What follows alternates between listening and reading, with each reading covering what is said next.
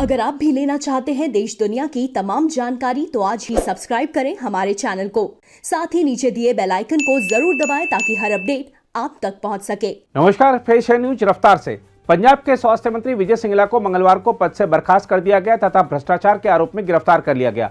मुख्यमंत्री भगवंत मान ने कहा है कि उनकी सरकार का रुख भ्रष्टाचार को कतई बर्दाश्त नहीं करने का है। हम आपको याद दिलाते हैं कि पंजाब में आम आदमी पार्टी की सरकार बने मुश्किल से 2 महीने भी नहीं हुए हैं कि यह घटनाक्रम सामने आया है। मुख्यमंत्री ने खुद सिंगला को मंत्रिमंडल से हटाए जाने की घोषणा करते हुए कहा कि उन्होंने यह फैसला सिंगला द्वारा अपने विभाग की निविदाओं और खरीद में कथित रूप से 1% कमीशन की मांग किए जाने की जानकारी मिलने के बाद किया है। इस मामले पर आम आदमी पार्टी के राष्ट्रीय संयोजक और दिल्ली के मुख्यमंत्री अरविंद केजरीवाल ने कहा है कि भ्रष्टाचार में शामिल रहने पर हम अपने नेताओं को भी नहीं बख्शेंगे। प्रधानमंत्री नरेंद्र मोदी और अमेरिका के राष्ट्रपति जो बाइडेन ने अधिक समृद्ध, मुक्त और सुरक्षित विश्व के लिए साथ मिलकर काम करने का संकल्प व्यक्त किया और भारत अमेरिका रक्षा और आर्थिक संपर्कों को और गहरा बनाने की प्रतिबद्धता व्यक्त की है। प्रधानमंत्री मोदी ने क्वाड शिखर सम्मेलन से इतर द्विपक्षीय वार्ता के दौरान बाइडेन से विभिन्न मुद्दों पर चर्चा की। इसके अलावा प्रधानमंत्री नरेंद्र मोदी ने ऑस्ट्रेलिया के नवनिर्वाचित प्रधानमंत्री एंथनी अल्बानीज के साथ भी दोनों देशों के आपसी हितों से जुड़े मुद्दों पर चर्चा की। दूसरी ओर क्वाड बैठक में भारत, ऑस्ट्रेलिया, जापान और अमेरिका के नेताओं ने हिंद प्रशांत क्षेत्र में यथास्थिति को बदलने और तनाव बढ़ाने वाली किसी भी बलपूर्वक उकसाने वाली या एकतरफा कार्रवाई का पुरजोर विरोध किया है। क्वाड समूह के नेताओं ने क्षेत्र में चीन की बढ़ती आक्रामकता के बीच अंतर्राष्ट्रीय नियम आधारित व्यवस्था को बरकरार रखने का संकल्प भी व्यक्त किया है।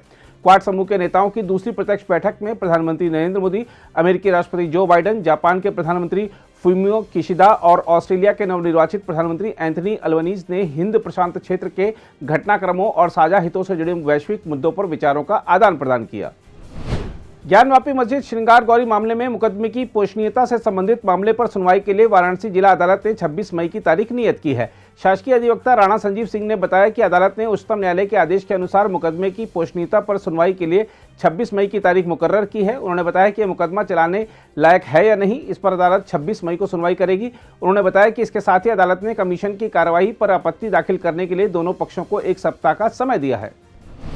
कांग्रेस ने उदयपुर चिंतन शिविर में किए गए फैसलों के क्रियान्वयन के मकसद से मंगलवार को 8 सदस्यीय कार्यबल 2024 का गठन किया। साथ ही पार्टी अध्यक्ष सोनिया गांधी के नेतृत्व में राजनीतिक मामलों का समूह भी गठित किया गया।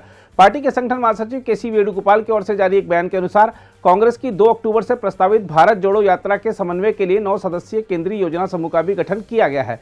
इन समूहों में G23 के नेताओं को भी भागीदारी दी गई है। हाल में दक्षिण अफ्रीका से गुजरात के वडोदरा आया एक अनिवासी भारतीय कोरोना वायरस के अत्यधिक संक्रामक स्वरूप ओमिक्रॉन के BA.5 उप स्वरूप से संक्रमित पाया गया है।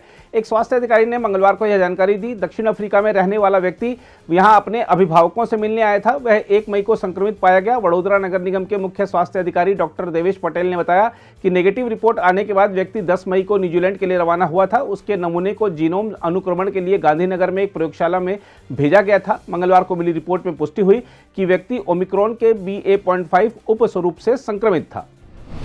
दिल्ली उच्च न्यायालय ने भारतीय जनता पार्टी के नेता तेजिंदर पाल सिंह बग्गा के उनके आवास से कथित अपहरण के मामले में प्राथमिकी रद्द करने की पंजाब पुलिस की याचिका पर दिल्ली पुलिस से मंगलवार को जवाब तलब किया।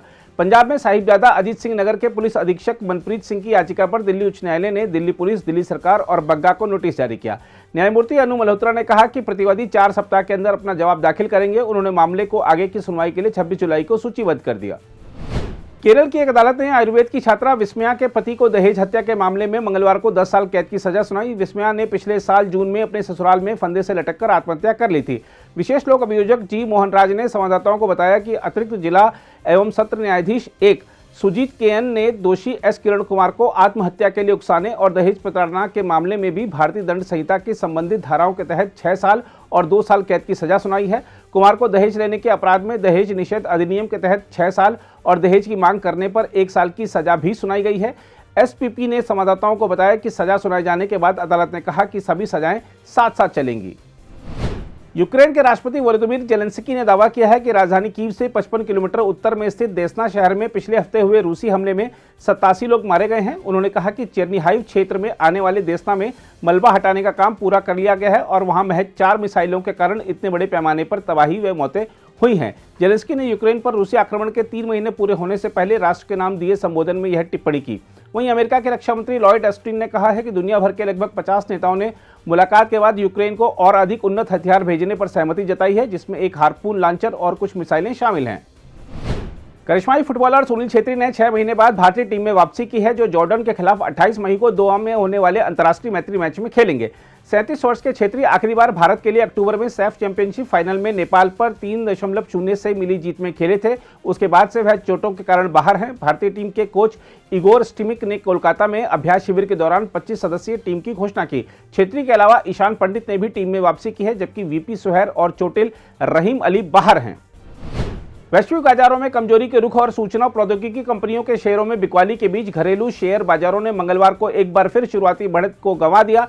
कारोबार के अंत में सेंसेक्स 236 अंक टूटकर बंद हुआ। 30 शेयरों पर आधारित बीएसई सेंसेक्स मजबूती के साथ खुला, लेकिन इस बढ़त को कायम नहीं रख सका और 236 अंक यानी 0.43% गिरकर 54,052.61 अंक पर आ गया। इसी तरह नेशनल स्टॉक एक्सचेंज का निफ्टी भी 89.55 अंक यानी 0.55% की गिरावट के साथ 16,125.15 अंक पर बंद हुआ।